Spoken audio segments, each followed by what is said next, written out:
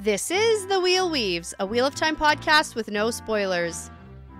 Hey everyone, I'm your host Dani, and I'm the first-time reader going through this series chapter by chapter. As always, there's no spoilers past the chapter we're covering, and that means it's totally safe for first-time readers. I'm joined by my co-host Brett, who's a longtime fan, and he's guiding me on this journey. We'd like to thank and acknowledge our executive producers, Brandy and Kirkwood, Sean McGuire, Yanis, LightBlindedFool, Green Man, Deyvis Ferreira, Margaret, Big C, Bennett Williamson, Dylan C, Hannah Green, Noralia, Jordan Gower, and Geof Searles. And before we get into things today, we just want to thank and welcome Ziggy77 and Charity Rourke to the Wheel Weaves Patreon team. Both of these lovely people became patrons on my actual birthday, so thank you so much for your generosity, support, and that wonderful present. We really, truly couldn't do this without you. In this episode, we are talking about Chapter 36 of Knife of Dreams. Yeah, Chapter 36 is Under an Oak. Yes. Yeah. This was so good. You get a couple of points, I think. I get so many points. I get gold stars raining from the ceiling. Yeah. And it feels pretty good because this is my birthday episode. It is. My birthday was a couple days ago. We went out for dinner tonight with the kids and had a nice time, actually, at a restaurant. It went well. For the first time in like 5 years, we took the kids and it was good. Yeah. Not the most stressful thing. I was going to say, like, that was up in the air before we left. Like, is it going to be good? Is it going to be good? We did well. it. Yeah. And officially, after this recording, you can finish Knife of Dreams. I can finish the book. Wow. And do you like the cocktail I made myself? Looks good. I'm calling it liquid gold. I was going to say, it looks golden in color. I was also thinking of naming it The Luckiest Man I Know. Oh, That's what the cocktail's called. I like it. Just because it's gold, it's for Matt. For sure. He likes winning gold. Sure. Yeah, that works. I like it. Mm-hmm. Okay, so kick us off with something interesting and fun, because I'm so excited to get into this chapter. Okay, well, it's like one of the... Well, it's going to be facts. Stats. Like stats. Yep. Facts and stats fun. on the book. So fun. Okay, and it's going to wait. be like a little bit of a guessing game for you. Oh, more guessing games. Yeah. Good. I mean, you still sound surprised, but again, like, this has been tradition for a while now. I know. Okay. Well, I thought, once in a while, you might do something different. No. Well, the only thing different is that I'm doing something different for the very last episode. Are you? Okay. So, yeah, exactly. Okay, so we're going to talk about the perspective breakdown of what we see in Knife of Dreams. Okay. So, you already know, obviously, that there were and are 37 chapters, a prologue, and an epilogue in Knife of Dreams. Yep. So first thing we're going to get you to guess is how many unique perspectives, how many characters did we see this book? You could do total or you could do unique first. What would you prefer to do? Total. Total, okay. 37 chapters, prologue and epilogue. Okay. How many total perspectives did we see? 57. That's actually really close. Mm-hmm. Price is Right rules, that's fantastic. Okay, good, because here's how I came to that before you tell me the answer. I realized that there were not a lot of perspective switches when I thought maybe there should be. Okay. Only because I really, really took note of when we started getting perspective switches in chapters, because I was reading one chapter at a time. Okay. And so perspective switches in one chapter felt special to me, like I was getting different storylines, even though I was only reading one chapter. Right. And so I really noted that this time around, and it wasn't until much later in the book. Okay, that's good. So total was actually 63. So you were really close. Yeah. Good job. I felt good on that one. Okay, how many unique characters Yeah, did that we one see? I don't know even a little bit. Typically, it's going to be fewer than the total. I understand that. So yes, not thank 63. you. Yes, thank you for that clarification. I do understand that, actually. Okay. Turns out I know by this point. Will it help if I say this was a pretty average book when it came to unique it won't perspectives? help because I don't remember. Okay, you don't remember the average between all the books? No. Okay, fair. All right, well, take a guess. Unique perspectives, 17. Ooh, too low. Too low. 26. 27. 20. Okay. Okay, that was good. I like it. Okay. Now, I want you to guess, who do we see the most perspectives from? Go. Oh, Matt? Yeah, you're right. Yeah. Okay, how many perspectives do we get from Matt this book? 9. 10. Good guessing. Good guessing, Okay. though. You're on a roll here. Mm-hmm. Who came in number 2? Perrin. Ooh, he was number 3. Fail. Oh, no, you're getting worse. She was shit. number 4. Yeah, Perrin and Fael. Rand. Is it Rand? No, it's not Rand. He's number 5. Is it Elaine? There you go. Number 2. Okay. Eventually I'll get it. If I just start listing everybody who's ever been in this book. That's true. So it was Matt 10, Elaine 8, Perrin 6, Fael 5, Rand 5. Okay. And then it goes down the list of like Galena 3, Surah 2, and everybody else. And we had quite a few people with 2 or 1. Yeah. So. Well, 26 different people. Actually. 27. 27. Yeah. Right, I guess okay. 26. Right, 27. Yeah. No, that was good. Good guessing. There you go. Some of that actually I'm pretty impressed with myself with. Yeah. Okay. There was a lot of like little perspectives. Mm-hmm. Even for example, like Galena, who had 3 perspectives, she only had like 7,500 words, which yeah, not a heck of a lot. So okay. Okay. And to be fair, I haven't read the last chapter or the epilogue yet. Yeah. So... Epilogue is really small. Okay. But I mean, there's not a heck of a lot left in this book. So okay. So let's get into chapter 36, Under an Oak. And the chapter symbol is the harp. Yeah, it's so funny. Sort of cheeky. A little bit. That's a cheeky chapter symbol because Kadir comes in. No, Kharid. What's his name? Kharid. Shit. Furyk. Already. Oh, Furyk, no. Kharid. I'm already messing up names. Kadir is dead. I'm aware. He's skin suit man. He's like a rug at Lanfear's house. Exactly. Okay. Yeah. Mm-hmm. Like one of those like bear rugs. Yes, that's what I was thinking. Ew. Why would I say that? I don't know. I don't know why you would say that. It's that liquid gold that's gotten to your head. Oh my god, yuck.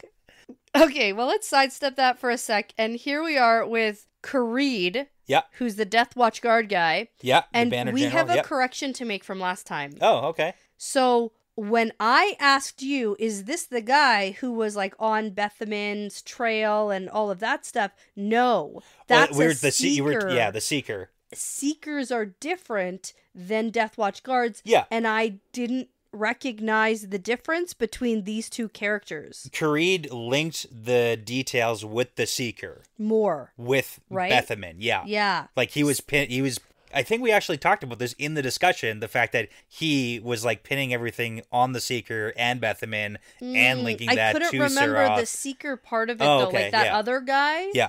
I thought that this was that guy. Okay, but it's not. Okay. He's a different guy. He is a different guy. Okay, just so that everyone else is also on the same page. I have to go listen back to that episode now. Yeah, well, because a couple of people in the Discord were like, no, that's a different guy. For sure. And I was like, oh, really? I need to do better active listening while you're talking about things, well, and I just like take everybody's word for everything. Yeah. Okay, yeah, same guy. Okay. It doesn't really different matter. Guy. Okay. Anyways. All right. So Kharid here, obviously in this chapter, wants to see Tom Marilyn. Yes. And that's the whole thing. That's the comedic relief of everything that's going on here. Yeah. But I love, love, love the back and forth of being in the different perspectives while this is happening. For sure. It just makes what's going on here so much more interesting to read. Yeah. And I love the writing. And it's been a long time since I've like really complimented the writing, but this chapter is just really good. So this is, even without the I'm right about everything and that feels great, I'm saying this is my favorite chapter. Oh, wow. Okay. Yeah, it was fun to read. Like I've read it like 3 or 4 times. Wow. Yeah, like I really enjoyed it. I didn't expect that. Yeah, completely, I really liked it. It was really interesting. So now we have Kharid showing up with a small group of soldiers who are heading towards the Maldive Narrows. Yeah, the Malvide. What did I say? Maldive. Oh. I think that's a real thing in the real world. The Maldives are a real place. Yeah, this is the Malvide Narrows. And the Malvide is different than that. Right, that's the fantasy gap in the mountains. Right, okay, got it. Okay, so now he does have his manservant here who's scouted out the location of this camp, and Kharid doesn't know exactly what he's walking into. He feels it might be like a death trap, and everybody thinks that he's probably gonna die or not come out of this alive or not come out of this with what he needs or wants. Yeah. But he's going in anyway. Yeah, and we've got Ajinbura, the little manservant, so he's kind of on like a secret mission, side mission here. Right. To get in, verify that Tuon is here, and then sneak out quickly. Exactly. And I just find that so funny because all of Matt's quote, spies or watchers or guards here. Oh, yeah. 100% know he's going and let him go. Yeah. Like, there's no way in any world that Matt's guys don't know that this is happening. Oh, like, don't pick. Oh, I know, yeah. I know. Especially just because KoD's entire viewpoint is like, oh, yeah, he's for sure going to be able to. He's super sneaky. Yeah, he's really good at creeping. It's like, dude, not even a chance. I know. And I really like when KoD sees the guy up in the tree in, like, dark green armor. Yeah. And he's like, oh, I could hardly see him in that dark green armor. But then there's other people around in dark green armor. And he thinks to himself at one point that these are like lower ranked members of the group or army, I guess, because of their shitty armor. Right. And it's like, no, that's literally called camouflage. Yeah. it's like they're blending in. Reason. They're blending in with the surroundings. And it's like, you know how you think that they're traveling everywhere? Nah, it's just because they're good at being an army. And we specifically did get that viewpoint of Matt being like, yes, we got a camouflage. Yes. And then a bunch of the guys in the shiny armor didn't want to because it's ruining their armor. But yes, yeah. It's like, you know what's better is you stay alive. Yeah, exactly. All okay, right. So now KoD thinks that it's an honor to die for his duty of protecting Tuon, and that's all he really cares about. And then we get all that sort of backstory stuff, in case you forgot, that he's super, super fatherly with Tuon. Like, when she was growing up, he was in her like the personal service. Bodyguard or whatever. Yeah, so. And then he's like, she probably doesn't even remember me. I mean, that all comes around, too. Yes. That comes around. Yes, it does. We can talk about it when we get there. Okay, so he's showing up with another Death Watch guard. Well, there's 2 Death Watch guards with him. Oh, plus him. Yes. Oh, okay. He's the Banner General. Okay. There's 2 others with him. Okay, and then also the Ogier.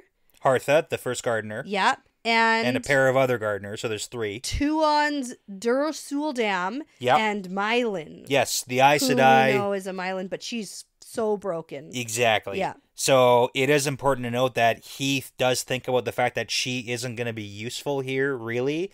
But he did that intentionally also. He kept and Mylin was so eager to see Tuon. Yeah, well, he also kept all the Damani who can actually do something, kept them back, because the whole battle plan is he has this crazy plan to try to, like, get Tuon to come with him, to make Tom Marilyn let her go. Yep. So that's, like, his plan A, but he thinks there's, like, a 10%, 5% chance of this actually working. And plan B is Ajimbura goes back, and then all of his forces attack, basically, to try to, rescue Tuon. Yeah. All right. So then, while they're walking through the woods towards the camp, KoD hears a bird call, and then that's where he eventually, notices the guy in the tree with a crossbow, and then he gets to the camp itself, and a few people just, watch him walk by. Yeah, they let him come into the camp. Yeah, and KoD is pretty surprised that there are so few soldiers here. He thought there'd be way, way, way more. Yeah, he's judging 7,000 to 8,000 here based on what he can see. Yeah. But he's extrapolating. Yeah, and then he's super worried that Tuon isn't even here because maybe she's somewhere else, because obviously they have lots of people everywhere. So yeah, the numbers from the last episode, I think he was thinking there's 30, 40, 60,000 based on the other guys' reports. Who knows how many there actually are, because of the crossbows. Yeah, it's there should be way more, so maybe there is an alternate camp, and now his crazy plan isn't even gonna work because Tuon's literally not here. Yeah. Okay, so here's where I need to pause and ask why Matt would be super comfortable letting this Sean Chen guy stroll in. Okay. Is it because Tuon has probably given a description of this guy and said if he shows up, it's fine? Well, there's a couple things going on here. Number one, we know that this force isn't an attacking force. Yes. Because you don't attack with 7 dudes. No, but at the same time, we're super wary of Sean Chen. This entire time we've had Tuon with us, we've been very concerned and very low-key, laying low, really not trying to bring Sean Chen attention, don't want anything to do with them. We hide Tuon when Sean Chen are around, and then obviously this Sean Chen guy and this group is walking in to the point where we're all what's going on here? And Tuon rides up to it. So it's so we weird. have to assume that Matt and Tuon have had a conversation about Death Watch guards specifically, but we also know that Talmanis for sure knows the difference between Death Watch guards and regular Sean Chen. Yes. Because he says that when he introduces himself. Because he notices his You're a Death Watch guard, so come this way. And that's why he's kind of surprised when he's like, hey, where's Tom Merrill? He's like, didn't expect that. He's like, you want to meet Tom? Yeah, like, that's weird. I would have thought you wanted to meet, like, Tuon or Matt, but I guess I'll show you to Tom. Right. So, I would assume that that's what happens here. He, like, rides up, Talmanis greets him, and is like, hey, Lord Matt described that armor to us. Yeah. Like, why are you here? Why are Death Watch guards here? Yeah, and then KoD is like, I wish to speak to the one who, quote, calls himself. And I like to pretend in my head that he does air quotes. Yeah. Like, to Talmana. He goes, calls himself. Yeah. Tom Maryland. Now I'm just getting, like, Austin Powers. Like, air quotes, yeah. Oh, no. And then Talmanis is like, you want to talk to Tom? Okay. Weird. Let's go. Yeah. And then he, like, brings him. He heads through the camp, and then he's like, hey, Tom, this guy wants to talk to the one who calls himself Tom Maryland. Yeah. Now, before we get into that, we do have to get, it's like a 2-page description of the camp. Well, not just of the camp, but of KoD looking at all the people who are sitting around Tom Maryland. All these wrong assumptions about everything. Oh, and man. Everyone. Some are like not terribly too far off. He does put together the wrong pieces sometimes, especially just like talking it. Like, why are we talking to Tom? But anyways, I like the description of us having to piece together who's who just from the description. Yeah. Of like who's actually here. Yep. So we have Aludra. Yep. And Aludra is staring at KoD with pure hatred. And we know why. It's because the Shanshan ruined the Illuminators Guild. Obviously. So that's there. Then we've got Noel here with a remarkably ugly little boy. Oh, yeah. I wanted to be like, fuck you, KoD. Like, don't, in your thoughts, wow, that little boy is so ugly. He is the ugliest I've ever seen. Yeah. Yeah. So that's good. So rude. Yeah, I know. He does recognize Agyanan, though. Oh, he knows who she is, yeah. He does, and that's part of the whole, like, conspiracy theory he's got going on here. And then he doesn't know Baal Daman, but he's here, too. And he also notices Mistress Anan and thinks, that's weird. Yeah. And then just, like, keeps going. She's the innkeeper. Why is she here? It's like, I don't know.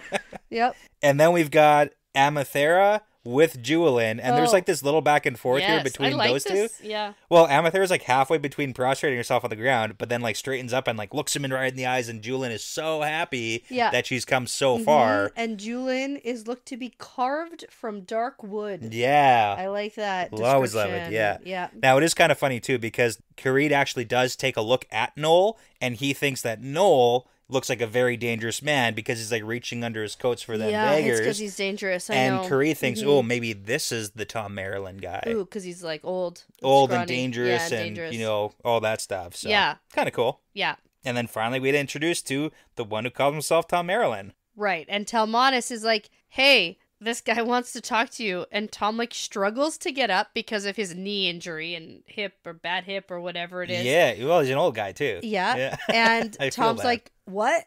Why?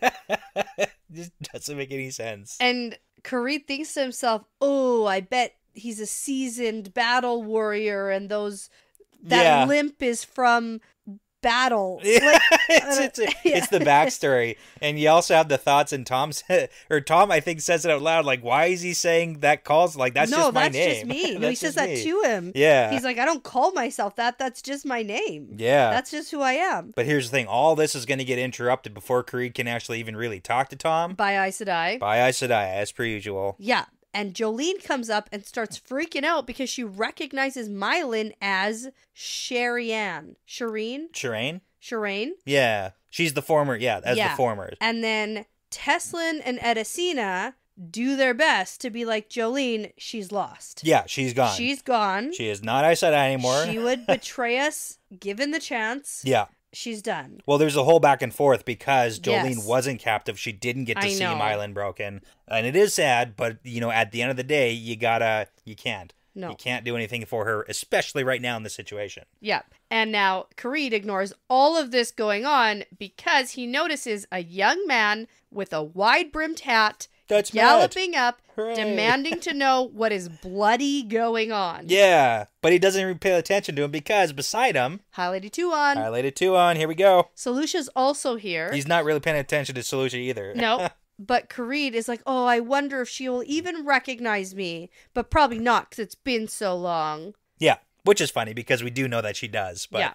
And now Jolene is like, hey, Matt, here's what's bloody going on. That Damane has us shielded. Right. Well, it's Mylan, right? Like, yes. Yeah. And I like that KoD is recognizing Matt as Tylan's toy. Right. Like, he did a pretty good job of sleuthing out who was hanging out around Abu Dar. Yeah. Like, who was there, who were big names, what was going on. Well, I mean, he remembers it all pretty well. Matt, of all people, Tylan was literally the queen of the place I took over, and Matt was the running joke of there. Abu Dar. Yep. Like, everybody got to see him, and he had a very distinct look. Yep. And his description was passed around so that he couldn't escape. Specifically the scarf around his neck, right? Like, that's really what does it, I think. And all this information is just, like, making KoD's head spin. So because confused. It doesn't make any sense. He has all these points and facts, and he's like, okay, that's weird. Why is Mr. Sinan here? Why are these people here? This is so weird. Why is Talon's toy here? Yeah. What? And Matt just gets off his horse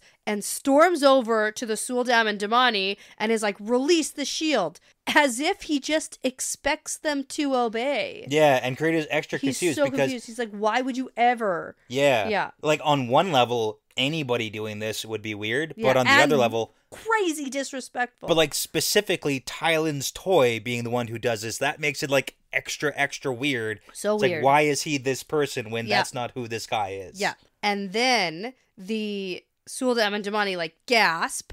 And Matt is like, see, it doesn't work on me. Yeah. Now release the shields or I'll paddle your bottom. Yeah. And KoD's like, this is all very weird. This is all crazy.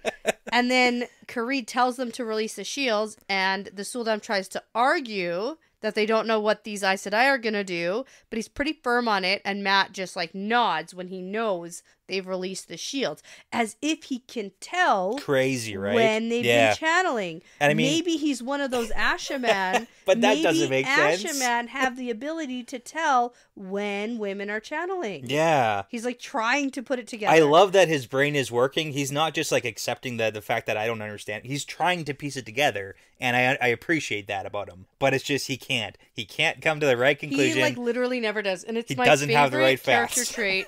It's my favorite thing about him. Yeah. It just uncanny ability. Yeah. To have all the right information. To collect information and just come up with the wrong answer every time. Oh, I know. It's just my favorite thing about him. I kind of feel sorry because I like the guy. I like him as a character. I'm like medium about him, but I just think he's funny. Okay. All right. That's good too. I mean, I'm always going to be medium about a Sean Chen Death Watch guard. Hey now. Yeah.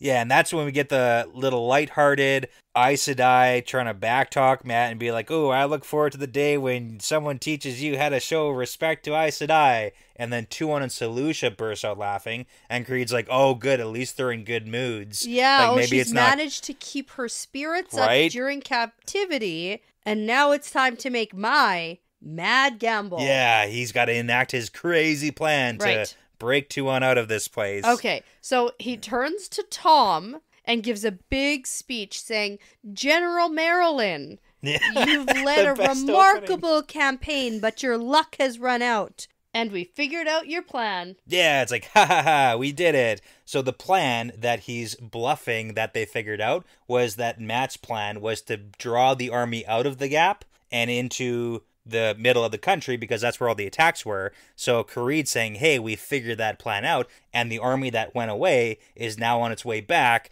and it's going to be here in 2 days. And they're here. They're coming away.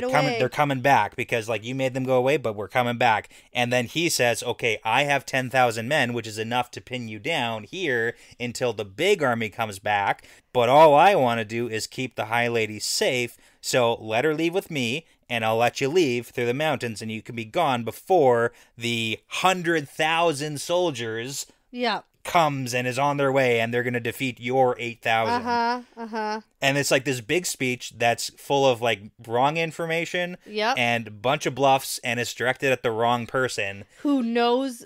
Yeah, and like everybody here already knows that all of this is wrong. Yeah, and like Matt's pretty open with information with his people too. Like at this point, he's pretty open. Yeah. So the blank faces, Creed's like, they must be stunned that Tom Maryland's plan is unraveling. Yeah. It's like, and Tom's like trying to hide a smile, but he's like, you have me mistaken. I'm but a glee man. Right. And he like flourishes, and he's like, you want Matt? You want Matt Cawthon? It's that guy. And Creed is like, Tylen's toy? What? Yeah, and then he's like, what kind of game are they playing at here? Like, what's going on again? Right. And then this is where Matt speaks up and is like, yeah, so I know actually what's going on here. You have about 100 people, maybe 20 Ogier gardeners. Yeah. Not 10,000. You don't have 10,000 troops to pin me down. Like, and that's... I have 600. Yeah, so not 8,000. Yeah. Yeah. And for the other army, even if they were coming back here, which they're not, yeah, they couldn't make it here in less than 5 days. Right. So yeah, the real question is, you want Tuon? Yeah. You can have her if you can get her back to Abu Dar safely. That's his whole thing. Yeah. That's his whole thing. And then Creed, his whole plan is to get Tuon to come with him. Yeah. And he's just confused. He's very confused. All of it. Yeah, all of it. Yeah. All of it's so good and interesting. And then... he's not just shocked because Matt used Tuon's name. Yeah. Because, like, that in itself is shocking. That's just shocking. It's like, whoa, what's happening? Yeah. So he's like, you want me to take? I can have her? Mean you'll let me take her? Yeah. And then Matt's like, well, if she trusts you, then yeah, and you can get her there because she's in danger from the Shan Chen army. Yes. So... yeah, and again, Death Watch guards, a little bit different. And Creed knows that. Yes, that's part of the rumors. And so he's like, yeah, I'm ready to die to protect Tuon. And we'll set out right away. Yeah, like, we should go if we're going to go. And then in the back of his mind with Creed, he's like, I need to, now that he's agreed, even though my plan didn't really, like, go the way I thought, like, he's getting the result he wants. He's just so confused as to why and how. So then he's like, okay, well, before he changes his mind, like, I need to get her out of here. So, like, yeah, let's go.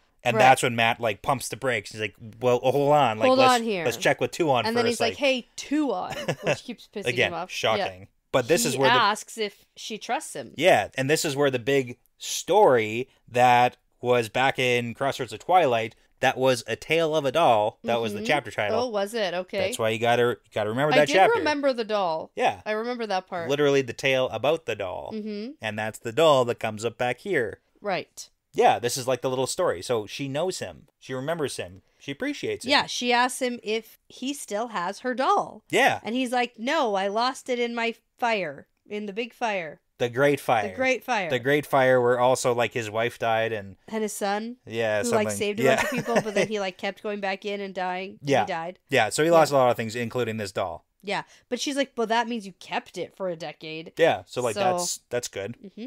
And he's like, oh my God, she remembers me. It's pretty heartfelt. Yeah. Like, we're not going to go into all the details here, and we don't necessarily need to go into the history of Creed and his sons, and I'm pretty sure he only has, like, one survived. I don't know. Yeah. And then Matt's like, okay, fine. Get moving then. Yep, pack your bags. Let's go. Pack your bags, go, because we have other things to do, like save Moraine.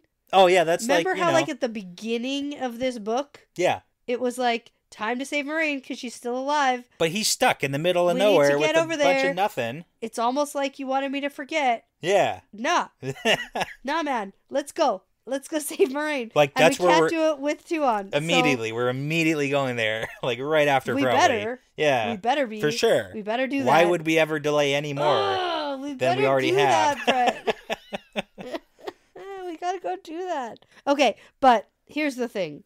Matt says, time to get moving. And just before everyone's like, yeah, cool, let's do that, Tuon speaks out loud in a clear voice, Matrim Cawthon is my husband. Yeah. And everyone freezes where they are. I love it. This is like the, oh my God, what? And Tuon says again, Matrim Cawthon is my husband. And then Creed feels like he's been kicked in the stomach. There's like 4 times this chapter where Creed thinks like it feels like Hartha, the Ogier, has kicked, specifically he has kicked me in the stomach. Uh-huh. And this is one of those times. Yeah. And he's like, what madness is this? Right. And also, Matt looks like he's about to be shot in the face, and he can't dodge it. It's like, whoa, this is...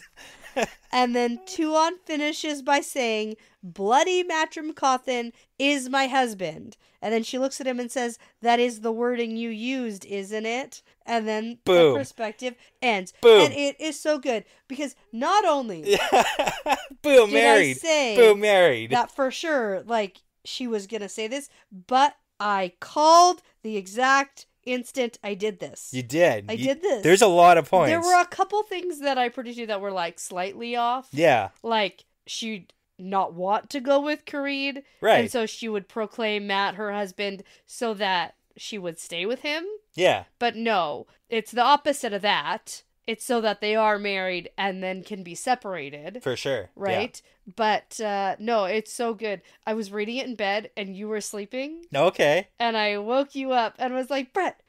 Did you? I'm right. And you're like, yeah. And I was like, no. It feels so good. I did it. I'm right. I have no memory of that. And you're like, yeah. And you just like, we're back to sleep. It's so funny. Okay, so sure you are. Sure. Yeah. And I was like, no, but I am. Yeah. I did it. Yeah, no, it's definitely a solid perspective for it too. Star. This was good. This prediction feels good. That was good. Yeah, I know. This is like a fun one too, with the whole my husband. Yep. And now, see ya, I guess, Tuon. I don't know. That's it. That's that's what you do. Yeah. At this point, like, I don't even care. I don't even care. Like, I don't even really want him to marry her, but, like, apparently it has to happen, so... It's fate, it's destiny. Yeah. You gotta. But now he can go move on with his life, and she's gonna go do whatever Sean Chenning... They'll be, like, long-distance husband and wife. It's fine. Except, it's gonna be super interesting. My only thought here is Rand wants to meet with Tuon. That's true. And now... Can Matt make promises, like, on Tuon's behalf? Like, as her husband? Is that, like, a weird thing that can happen? What do you think? I don't know. I think no. But I think maybe he would, you know? Oh, yeah. Okay. I can see that. I can see Matt promising things. Yeah. I can also see Tuon being like, no. Yeah. Yeah. No, I don't know. I can also see Rand being like, "No, Matt, you don't get to make I need more than like, you." He won't even like remotely trust Matt in this situation. Yeah, he's like, "No, I married her though. We're married." It's like, sure, buddy, sure, yeah, definitely, yeah, you married her, right? Oh my god. Okay. I want a friend reunion. Like, we're due for one. Like a Rand, Perrin, Matt. They're all up to stuff, They get a reunion in their heads every time they think about each other. It's basically the same thing. If they would stop shoving it down. Right. I mean, Perrin now finally has his wife back, so, like, maybe he can... move past that a little bit. Yeah, he's got to deal with Missima. That's a whole thing that we don't have to get into. Yeah, we don't have time for that. No. Okay. No. I'm just thinking because Rand wants to have a meeting with Tuon. Yeah. And now... You just want to have, like, a boys' weekend before the last battle. Is literally married to Tuon. Yeah. So... Okay. All right. Good. It was good. It feels good. And we're going to take a quick break. Right, before we get into these perspective changes. There are some perspective changes. We gotta get some feelings from people on this, thing that just happened. Yeah, and then this is a good perspective change. So let's get into it when we get back. All right. Okay, so we're back, and I was looking at Discord during the break. Okay. When I was getting a new drink. Yeah. And I had posted a picture of my cocktail and was like, ooh, this is what I made to drink for tonight. And, like, told people the name, whatever. And Lance said, you should name it Liquid Luck. Ooh. For Matt. And then when I explain it, I can also make a Harry Potter reference. Oh, no. That's the whole luck potion, right? Yeah. And Felix Felicis. Right. And I can take an extra sip of my drink. Oh. Called Liquid Luck. Okay. All right. For that reference. I'll drink to that. Thanks, Lance. I absolutely will call this drink Liquid Luck. That's way better. It's a mix. It's a mix of all the good things. Yeah. Cheers. Cheers. And if anyone's wondering, it's Di Serono, vanilla vodka, and ginger ale. And it's really good. But now we're going to get into a perspective change into Matt's perspective in the literal very next moment. Yes, and his reactions to becoming married. Right. Okay, so it takes Matt a moment before he can even speak. And then he goes over to Tuon and is like, why? I mean, I knew you were going to do it sooner or later, but why now? You don't exactly act like a woman in love. Yeah, it's one of those she's like, what's love got to do? Got to do with it. Yeah. I was saying like that 1 minute you're hot and then next minute you're cold. One of those love songs probably. Oh, yes. It's like, you know, that's... You're hot, then you're cold. You're yes, then you're no. That's what she you're is. in, then you're out. Right. Yeah. That's Katy Up Perry. and down. That's Katy Perry. Okay, yeah. There you go. You know, it all applies. It certainly does, because she's like, love, maybe one day we'll come to love each other, and... It's political. It's a political marriage. Yeah. And, you know, she did hear stories that at one point her mother and father loved each other. Yeah. Well, it's kind of like, you know, it comes down to one of those arranged marriages, political marriages, like whatever you want to call it. She's marrying for the empire to better it. And then what she's confused about is, what do you mean you knew I was going to say it? You knew I was going to say it. Yeah. And then Matt tells this story very truthfully in front of a lot of people. Okay, he does, but also it's like the most half-assed version of like a very long story that's boiled down to like 4 sentences. It's the Spark Notes, but it's still like, really, all true. It is. It's and the it's short version. It's a lot of information to share with a lot of people. Yeah, but he's like, oh, well, there was a Terangirl, and there's some snake people, and they always tell the truth, and then they said, I'm going to marry the daughter of the Nine Moons. It's like, okay, that's not enough information. No, but it is a lot of information that he has been keeping very secret until now. True. That's true. So I thought he was sharing a lot of very true information. Yes. It didn't rub me as vague. I'm agreeing with you. Okay. But it's not enough information for anybody to be like, ah, yes, that's why you knew. No. Like, what do you mean Terangirl? What do you mean, snake people? What do you mean they always give magical right answers? Like, what? Yeah. Yeah. Okay, well... Yeah. And Tuon's like, okay, your superstitions are bad enough, but this story's dumb. Yeah, you can't just, like, make stuff up like this. Yeah. Now let me tell you a story. Okay, but Edicina speaks up like she's trying to be helpful. It could be true, maybe. Yeah, I've heard of that. Blah, blah, blah. There's a Terangirl in Tyr that I know of, but it's like not good enough of an answer. Yeah. And then Matt even thinks your couldas are not very good. Yeah, coulda, shouldas. It's like a lot of hypotheticals. Maybes, yeah. It might be true if these things are true. And then Matt's like, hey, I want to know why now. Yeah, answer my question. I asked a question, answer it. Yeah. And then Tuon tells the story of how the Damani can tell fortunes, and she asked for her fortune. Yeah, right before landing at Abu Dar. Yeah. And we get this sort of prophetic... Yeah, you get points for this. I do. I was going to say thank you for saying it first, actually, because it's going to get really tiresome if I'm always like, I'm right. Just like patting yourself on the back. Ah, yes, Danny, great job. This is another thing I'm right about, because I called this... When I saw her, I said, ooh, I bet she just got told she's going to marry some shitty wetlander. Yeah. Or whatever. She's like, that's no, what you'll say. Some shitty Ranlander, and she smacked a bitch. Yeah. Right? What do they call them? Traitors, probably? I don't know. Mm-hmm. People who forgot their oaths. Those idiots. Yeah. Anyways, okay, but I really love this prophecy because this is... It's very specific. Very specific, and we got to break this down. So number 1, she says the prophecy was, beware the fox that makes the ravens fly, for he will marry you and carry you away. Yep. So that one 100% links directly to the whole ring. That ring. And I get points for saying when he's Matt. When Matt picks up that signet ring, when he's chasing what's-her-face, Milli Vanilli, and I was like, that ring's important. Right. That's just not a nothing ring. And you're like, it's a nothing ring. And I was like, no, it's not a nothing ring. Yeah. It matters. Okay, well, it's also really funny, points too. For me. When we get to see the ring for the first time, it's not actually described as ravens flying either. No, it's birds in flight. It's just birds in flight. And it's not specifically ravens, but... Yeah, and he thinks of it as he's chasing Nynaeve and Elaine. Yeah. He's the fox and the birds in flight. And he couldn't get it off his finger. It got stuck on his finger, which is why he had to buy it. Yeah. That's part of the pattern. Part of it. Okay. And I was like, that's going to matter, that ring. Then this next line, though, is my favorite because she says, beware the man who remembers Hawkwing's face, for he will marry you and set you free. And that's that's like very specific. The first part where it's like the men who remember Hawkswing's face, if you remember, they had a conversation. Yeah, they did. When she was like, we talked about that not too long ago. Yeah, it's like, hey, do you remember? Do you know his face? He's the worst What? liar. Yeah. What do you mean? He's been dead a long time. Yeah, Why would I remember marry you it? and set you free. Yeah. So that's interesting. Well, because that's they'll like marry you and carry you away. That we can deduce. Yes. Is the kidnapping. And if you recall the kidnapping, until she heard that he was like, "Yep, she's coming with us," and then all of a sudden her attitude shifted, and she's like, "Yes, I am coming with you." Yes. Yeah. So. And That's then the last part is... Beware the man of the red hand, for him you will marry and none other. Aha. True love. There you go. That's what I'm hearing. Oh, okay. I'm hearing wedding bells.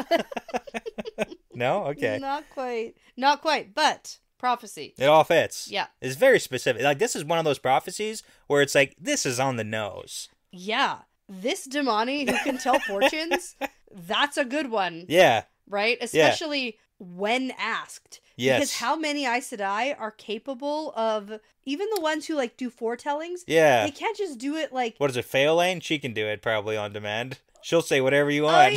Oh, yeah. You're going to make me a sandwich. That's... Amazing prophecy. Right.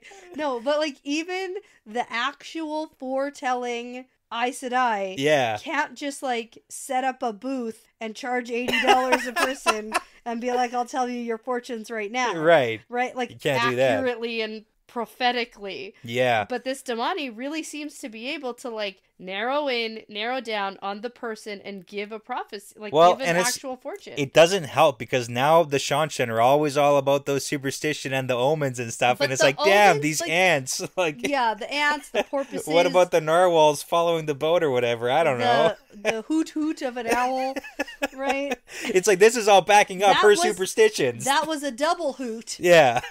Big news. Yes. Big news on the double hoot.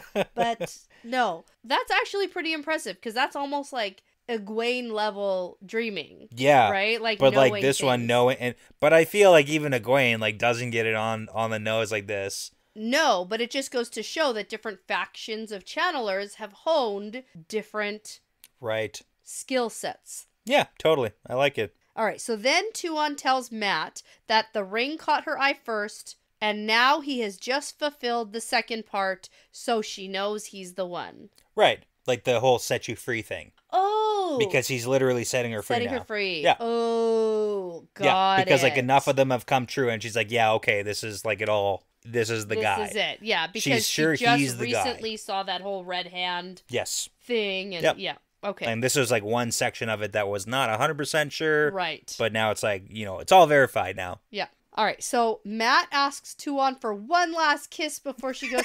But okay, before he does that, it's funny when he's like, do you even love me? I mean, the kisses have been fun and everything. And then Kadir, this was when we were like, career. Not career. That's even worse. Kadir. No, Kareed. This is an Ankle Mars situation all over again. Oh my gosh. I haven't been this bad at a name in a very long time. Been a hot minute. Okay. If I don't read it in my notes, I have no idea what his name actually is. Oh, goodness. The dude, when we're in his perspective, he's like, oh my God, and like almost faints when he's like, kissing. This is the guy, he's going to be throwing up. It's like, I can't handle this. Yeah, kissing? And then that's when Matt's like, one last kiss for the road? And Tuon's like, no. I was like, whoa, cold. Yeah. So cold. Well, here we go. He does get an offer to come to Ebu Dar. Yeah. There's an honored place in the Empire for Mat now. No. Well, no, there is. I know, but like Matt's like, no thanks. Oh, yeah, he says no. Absolutely no. But here's the thing. Okay, so this is a big deal. They have fundamental value differences. Yeah, they're married, and he's like, hey, so next time I see any Seanchan people, I'm probably going to be killing them. Yeah. And she's like, hey...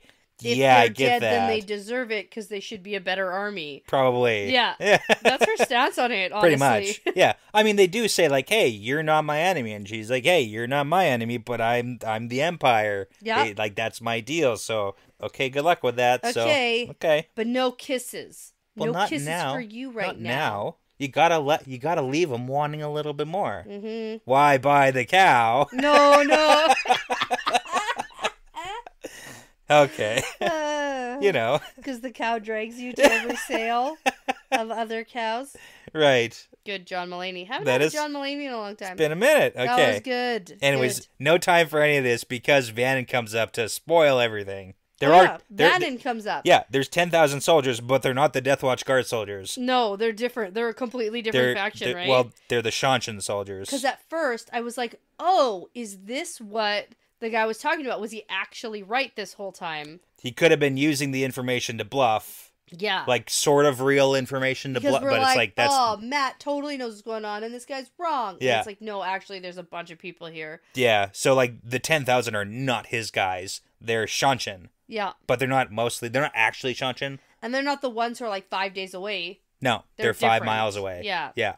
The ones that are 5 days away... How did they sneak up on him? How did this happen? They didn't really sneak up. They're just, like, Matt and the band are in the middle of enemy territory. There's lots of enemies. Got it. Okay. So there's 10,000 guys 5 miles to the west, and they're asking after people like KoD. Death Watch guards. Yeah. Yeah. They're looking for the Death Watch guards too. So. And rumor says the one that kills a girl that sounds a lot like Tuon gets 100,000 gold coins. Yeah. So crowns, whatever. Crowns. So KoD says he can slip past them, no problem. We'll keep Tuon safe. Yeah. I bet my life on it. And Tuon still says, yes, I'm going to go. And then Matt says, okay, so she goes with you, but you leave a dozen of your Death Watch guards and some gardeners with me because I'll take these people off your back and they need to think I'm you. Right, because now we got this other faction looking for the Death Watch guards. Matt's going to fake him out or whatever so that Tuon can escape. That's his whole thing. He wants to get Tuon to safety. Yeah. So there we go. Okay. It's not good because there's like 10,000 guys who are like possibly going to be chasing after Matt now. Yeah. And he doesn't have that many. No. Especially like not right here especially. So yeah. Okay. It's one of Matt's crazy battle plans. And we always love more fighting with the band, right? Yeah, and I mean, like, I'm honestly not even remotely concerned. Yeah. Like, I don't know if I'm supposed to be concerned, but I'm not. Yeah, I mean, we're not worried necessarily about, like, Matt specifically. No. Nope. There's a lot of things that could go wrong. No. No, I'm good. No. I'm good, thanks. Okay. I'm like, not even remotely. Thanks. I'm like, yes, take care of those guys, and then we're moving on. Perfect. Like, that's what this feels like. We got to progress the plot line, right? So, yes. Okay. Yeah, I think the next time we see Matt at this point will be, like, long after that skirmish is sure. over. Like, that's what this feels. It's like, another wrench in our plans. Let me fix it. A little leak. Okay, tighten the bolt, and, like, let's leave. Yeah, cool. Do it. And now we're on our way to rescue. Was that you talking about, like, how the crossbows work? Was that what? No. What? You're like, tighten the... No. What are you talking about? That's just like, if there's a little leak in the pipe, and it's like a little bit of a hindrance to us. Okay. We're just going to, I thought you were trying to, like, explain how a crossbow works. No, we're just going to, like, tighten a leak. Yeah. Or whatever, and, like, stop it from leaking. And then we're just going to, like, move on with our lives. That's what this feels like. This 10,000 people. Yeah. 10,000 not your word. Okay. I'm literally not even concerned. Okay. I'm glad you're confident. I'm so confident. I didn't even know what we're talking about. We got a chapter left in this book and an epilogue. Yeah, but it's not going to be with Matt. Okay. I don't think. This feels wrapped up. Yeah, sure. I mean, I don't know. I don't know what you want me to say here. Okay. I don't want you to, like, obviously nothing. Okay. Nothing. Let's go to the last perspective. Let's finish this off. Let's do it. Okay. We got to go through Tuon now. So we change perspectives, and it's Tuon after she's left, right? Or she's, like, packing up and almost, like, about to go, but she's packing her stuff. KoD. Yeah, she will be. She's packing right now, and then she's going to leave. Yeah. So she leaves. So remember all those clothes that Matt bought her? Yeah, she's leaving them behind. But she is taking that little cluster of red silk rosebuds. Cute. That's cute, right? Mm-hmm. And she does say goodbye to Mr. Sinan. They had, like, a relationship, but she doesn't really say bye to anybody else. We think that Mistress Anand's relationship with her was to try to get her to see that Aes Sedai are people. Yes. And she shouldn't enslave them. And Tuon was like, no. And it didn't work. No, it didn't. And so, like, okay, I guess that's a relationship. Tuon was trying to get Mr. Sinan to be like, slavery is good. Yeah, and Mr. Sinan's like, no, not in fact. Yeah. It's on the list of things not to do. Oh, no. Tuon doesn't even know that. Slavery. Don't do it. Okay. See? Anyways. You just got to follow our list. So then, that's it. After that, yeah. then Tuon leaves and Selucia leaves, and now they're out. Okay, that's what I was thinking, because that's what I remember. I remember them walking together. Okay. Right. And Mylan is so happy. Oh, so happy to have Tuon which back. is like the worst. It's not It's the great. worst part of all of this. Is it the worst? Okay, yeah, it's no. honestly the worst, yeah. worst part of all of this. Sure. So let's skip it and let's go to the conversation between Tuon and KoD. Okay, because Tuon is like, well, what do you think? What do you think of it? Do I have your approval? And KoD's like, I literally cannot say anything about this. Yeah, it's not my place to make judgments. Yeah, because like if he just makes judgments or says something out of line, he might get executed. Does this make Matt the Emperor of Seanchan? Well, she's not technically the Empress. Yes, she is. Isn't she technically the Empress of Seanchan? She's the daughter of the Nine Moons. But isn't the Empress dead, if we believe She Semirog? doesn't know that. Yeah, but it doesn't matter if she knows it or not. I mean, it kind of matters. She doesn't. She's not thinking. No, I know. I'm not asking what she knows, but technically, if we believe Semirog, and we're always wary about believing Forsaken, because they from apparently what I might hear, lie. Forsaken can lie. You told me that. Yeah, that's what I'm saying. I didn't know that, but you said that, and I was like, oh, maybe. Okay, so we're assuming that what Semirog said is completely accurate. Right. The Empress and everybody is dead. Like 80%. And I don't think she said everybody. That makes Tuon the highest ranking of the Seanchan currently. Yeah. Making her in turn the Empress of Seanchanland. I guess if you want to say it like that. And then that makes Matt the Emperor of Seanchanland. I don't know if he's technically the Emperor. He's like the, what would be the consort? Empress's consort? Like what's husband. Yeah. Because not technically Emperor. You know what I mean? Yeah, not Emperor and Empress together. Yeah. Okay. So like maybe. I'm going to go with a definite maybe. Maybe more people should have said out loud, may she live forever, and she woulda. You know what? That is the problem. The problem is more people. You know what? I'm pretty sure Egg stopped saying it, and then like a week later, dead. So. Yeah. People stopped saying it. Okay. Didn't live forever. There you go. How about that? It's like Santa Claus. If you don't believe. Oh gosh. Goodness. If you don't believe in the magic of Christmas, then Brett, you don't even know who listens. What if people and Semirog comes and murders Santa Claus? Like I don't know what to tell you. Think Santa's real and you ruined it. I'm just saying, if you don't believe in Santa hard enough, then Semirog. It's like Nellie. Yeah. Nellie Bertram from The Office. Oh. If you don't believe. Or if you want to go and take a ride with me in my Tinkerbell. It's Tinkerbell's magic also. Right. Okay. It's the same. It's all the same concept. Yeah. Okay. Off track here. What are we talking about? Oh, yeah. Do you like Matt? What do you think of Matt? I don't care. No. He's like, he's a good general. He's brave, but he's not stupid. Like, he's not going to get himself killed trying to show off his bravery. Yeah. And that's very true about Matt. It's so true. The biggest thing Matt always says is, I don't want to die. Yes. He says it all the time. He's Absolutely. Like, war is how you get holes poked in you, and I'd prefer not to have that happen. I don't want to do it. And he's like, I hate war. I never get involved in that at all. And everyone's like, that's not true. Matt, gosh. He just gets pulled into situations he can't control. Okay, but also, KoD thinks that Matt is in love with Tuon. Oh, yeah. He's like, yeah, that guy loves you. Yeah. And Tuon's like, really? Maybe. Now, here's the confusing part. Yeah. Because she's like, I need a razor. She's not talking about the horse. Not the horse, a razor. Like, literally a razor to shave her head. Right. Because her veil's gone. Yes. She says, if I die, I will die as who I am. Veil's off. I have removed the veil. All right. And he's like, as you say, Highness. Boom. Back to the Daughter of the Nine Moons not title. Not just High Lady. Yes. She's not a regular High Lady. She's the highest. Highest High Lady. The highnessest. High Lady. High Lady. Mm-hmm.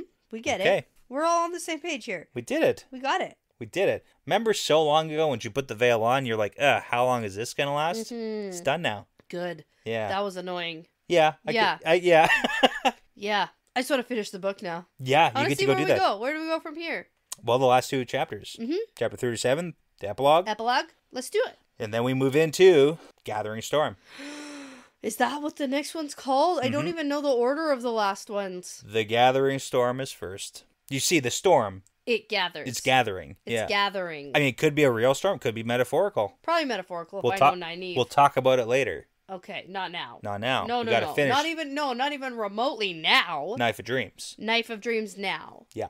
I still have yet to see the knife of my dreams or the knife of someone else's dreams. Well, I'm pretty sure it's like a whole, Shanshan saying or whatever, isn't it? Isn't that what the book started as? I don't know. Yeah, they're like, hey, those there's lots of knives in their dreams. They're violent people, right? Isn't that what the beginning prologue thing was? The little quote? The sweetness of victory and the bitterness of defeat are alike a knife of dreams. From Fog and Steel by Matic Comadrin, which is one of the guys that Matt was, or like defeated. Really? Or had a memory I didn't know that. We talked about it like 3 times this book. Don't remember. Anyways, but also my point stands. Shanshan, very violent people. Oh, yeah. Sure. Dreams full of knives. I believe it. Okay, let's end this. Okay. Go finish the book. Okay. This was fun, though. Yeah. I had fun this chapter. So before you go ahead and get married, I'm going to say that this is part of the pattern now. Yeah, it's part of the pattern. Well, that's the end of another fun episode. Thanks so much for listening, everyone. The Wheel Weaves is hosted and edited by Dani and Brett and produced by Dani and Brett with Passion Socks, Cody Fouts, Benjamin, Michelle O'Brien, Jamie Young, Megan, Jared Berg, Ricky Morissette, Lance Barden, Charlie Haz, Adam, Marta Thier, Michelle Forbes, MKM, Antoine Benoit, Lawrence Bradley, Eric Reed, Colby T, Gabby Young, and Grayson Ishara. With music by Audionautics. Be sure to check out our Patreon page if you're interested in supporting us on the podcast. We'd love to send you some Patreon exclusive merchandise as a thank you. Plus, you'll gain access to our episodes earlier than everyone else. And at the time of recording, we have over 45 bonus episodes for your listening pleasure. Find all that and more at patreon.com/thewheelweavespodcast. For general information about our show and information like how to send us shot glasses, how to join the Discord, or how to get in touch with us, visit thewheelweavespodcast.com. And as always, please be sure to give us a 5-star review because it really does make a really huge difference in helping other people find us. And tell a friend, Riyadh, because referrals really are the best compliment. Thanks so much for listening. This really is part of the pattern now.